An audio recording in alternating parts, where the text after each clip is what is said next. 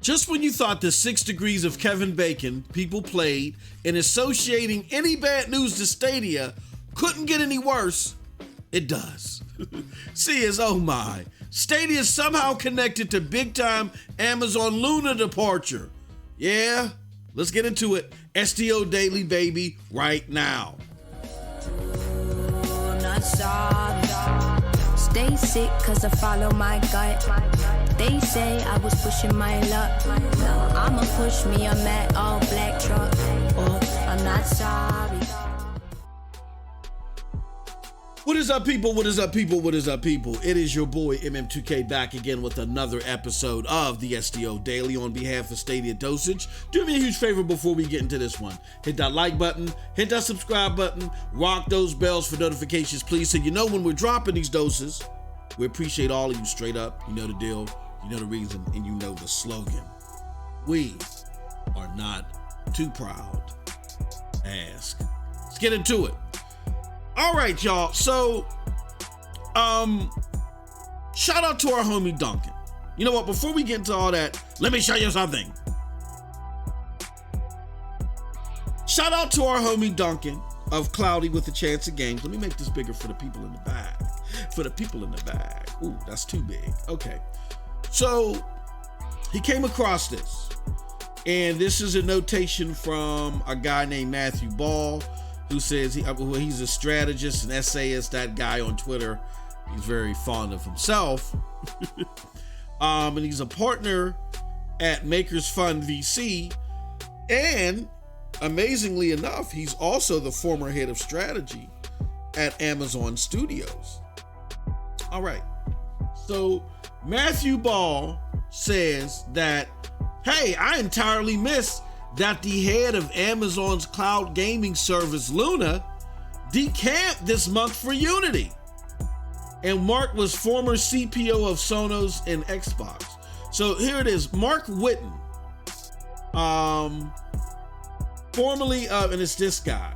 Let's see if I got it. Yeah, this guy right here, Mark Whitten, right? He was formerly of, let's get a nice picture of Mark. Well, this is Engadget.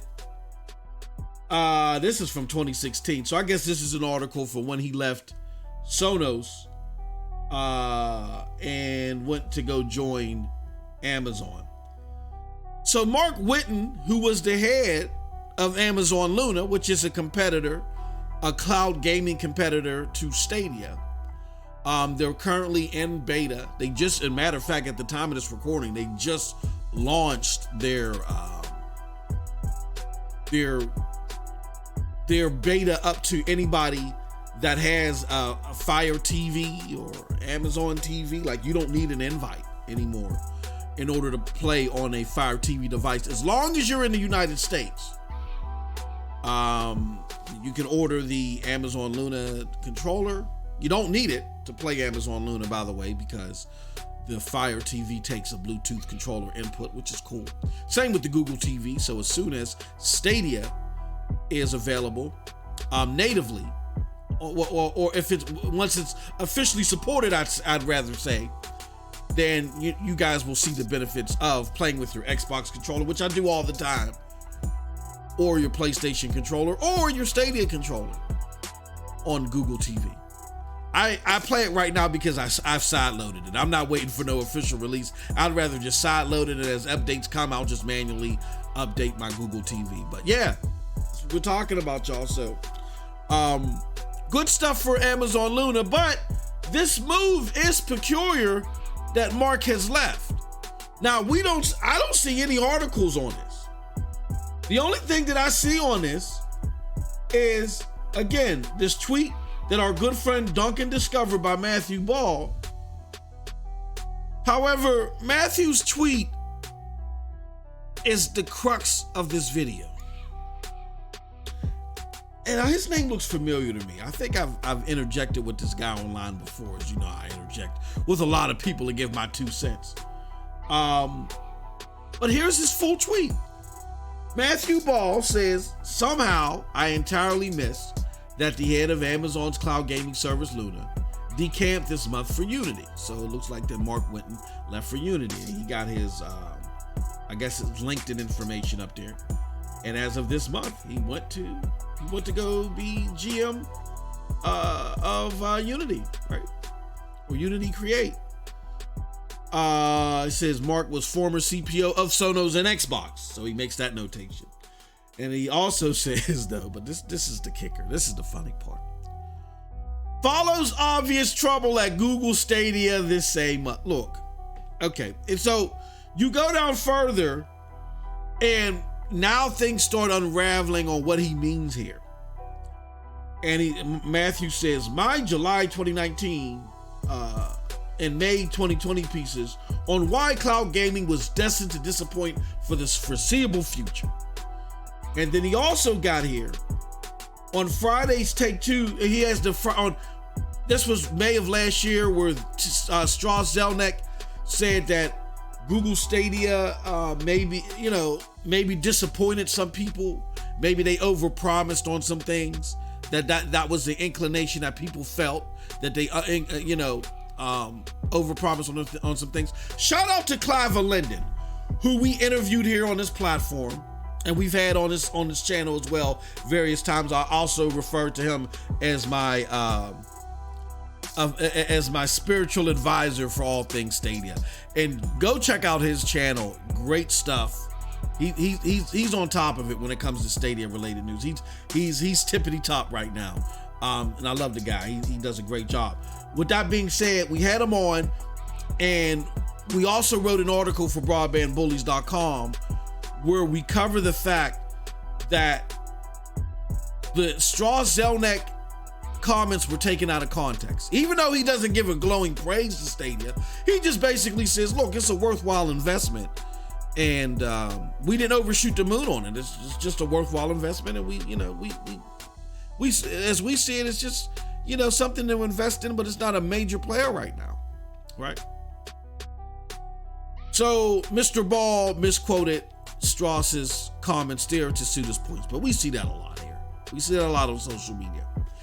Then in addition to that, here's the big ticket. He says, and to understand why my cloud gaming essay below, who built a cloud service for Square Enix, right? And he said, and what he's saying is, let me see if I can find his other tweet. He says he feels that to understand my cloud gaming, and he says that he thinks that cloud gaming is going to disappoint for a long time. That's what he feels, that cloud gaming is going to be a big disappointment for a long time, right? So I respond that the Strauss Zelnick comments were taken out of context. And to Strauss's point, only people that are disappointed are the ones who foolishly thought that cloud gaming was replacing hardware tomorrow. Give it time, right? So here's what was peculiar with this. Number one, Stadia has nothing to do with this. Stadia has nothing to do with the fact that Mark Whitten left. I mean, yes, is it a peculiar thing? And yes, do I find it ironic that nobody is screaming from the rooftops about this? Shout out to Duncan, though, for discovering this.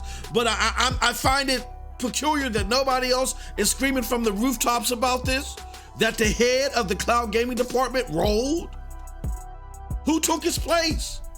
There was no word about it at all. Nobody dropped any information about it.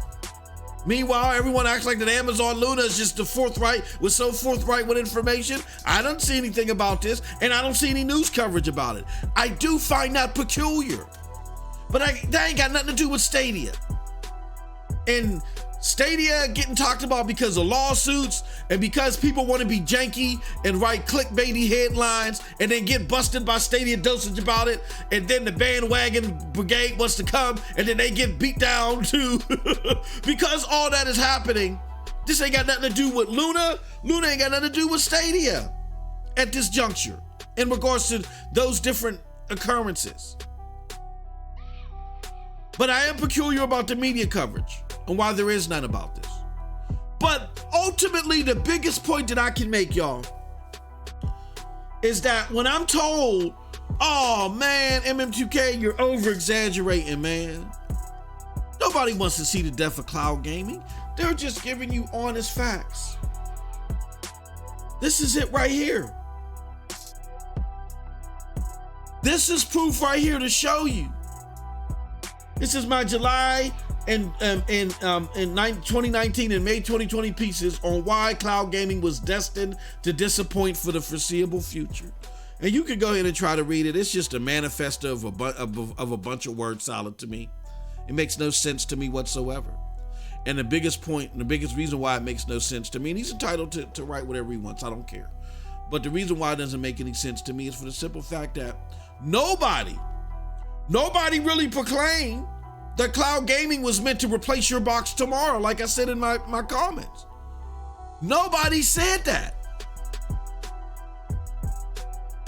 The only thing that people said is, look, for more convenience and for great technology, come try Stadia, or come try Luna, or, come try GFN. Stadia told you that, look, it's going to be 3 years before the average consumer can really look at our product and say, okay, this fits into my user case. Amazon Luna, last time I saw, didn't shout from the rooftops, throw out your Xbox or your PlayStation 5s now.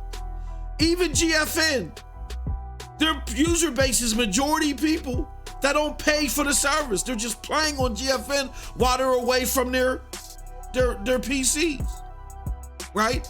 I didn't see GFN, and GFN's making the biggest push in cloud gaming right now with all the territories that they're in and the amount of games that they have available. But I don't hear GFN saying throw out your rigs tomorrow. No, because NVIDIA, the parent company, makes money off of that.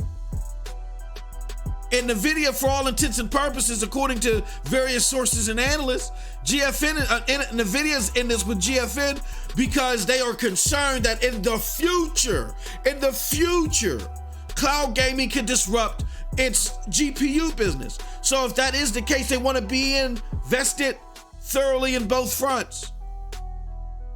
So nobody made this illusion that cloud gaming was going to take over daddy device gaming in like 24 hours or something. The only people that kind of headed towards that was Xbox, and they've backtracked. So this notion that cloud gaming is disappointing, we need to stop. We need to just back up. Cloud gaming is in its infancy. It requires the AI and machine learning that helps power it to be built upon. As these platforms get a bigger user base, that's what will happen. When that happens, then the games will get better and the experience will get better and they'll filter more into the mainstream. But right now, I think they're doing a hell of a job. Everybody's talking about Stadia and the tech. That's why it's always a walking target. GFN got over 800 games. You know what I'm saying? And even though they can't get all of the big games right now because the big signers won't sign up, they're bringing a lot of games that people are enjoying, like Valheim and other games. And they're getting the demo of Outcasters on the 25th. That's a big deal. Amazon Luna just opened up again to the US. Anybody with a Fire TV device can play, and you can go ahead and order the joystick on Amazon. And they said they're going to grow with their subscription models. So even though I prefer Stadia right now, that's where 99% of my playing time goes to. I give credit where credit is due. Cloud gaming is not going anywhere anytime soon. And when y'all hear people say to me, oh, MM2K, you're just nervous and all this other stuff, I point them to people like Matthew Ball, who worked at Amazon. And it's thoughts like this that I see, again, from your favorite content creators. They want cloud gaming to die in its footsteps right now. I'm not making this up. So that's why I say it's incumbent of us to be diligent with the facts, to make sure that everything is reported on the table and put on the table.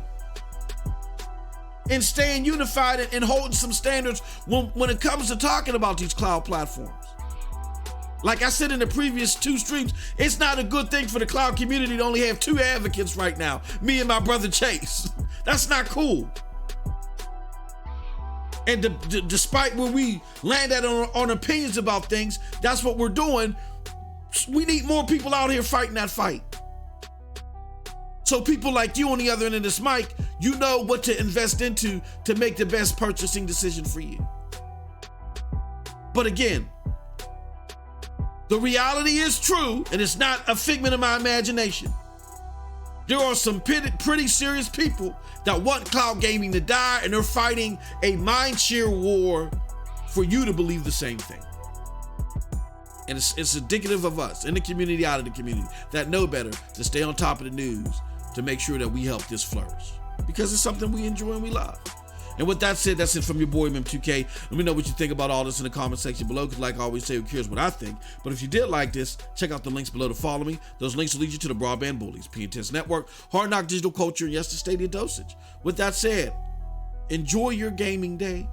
Have a wonderful one, y'all. Peace.